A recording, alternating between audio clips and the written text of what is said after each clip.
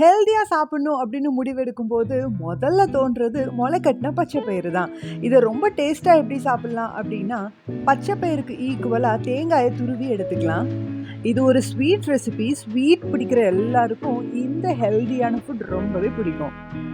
இந்த ரெசிபில தேங்காய தாராளமா சேர்த்துக்கலாம். தேங்காயும் ரொம்ப நல்ல விஷயம் தான். நல்ல கொலஸ்ட்ரால தான் இன்க்ரீஸ் பண்ணும். இது கூட தேவையான அளவுக்கு நாட்டு சர்க்கரை சேர்த்து நல்லா மிக்ஸ் பண்ணா, சூப்பர் டேஸ்டியான, டயட்டான, ஹெல்தியான ரெசிபி ரெடி ஆயிடும். இதோட டேஸ்ட்டை இன்னும் அதிகப்படுத்தணும் அப்படின்னா, இது கூட வறுத்த வேர்க்கடலை பவுடரை சேர்த்துக்கலாம். அதோட டேஸ்ட்டும் சூப்பரா இருக்கும். இது கடிபடும்போது டைரக்ட்டா பச்சை பயிறு வாயில கடிபடாது.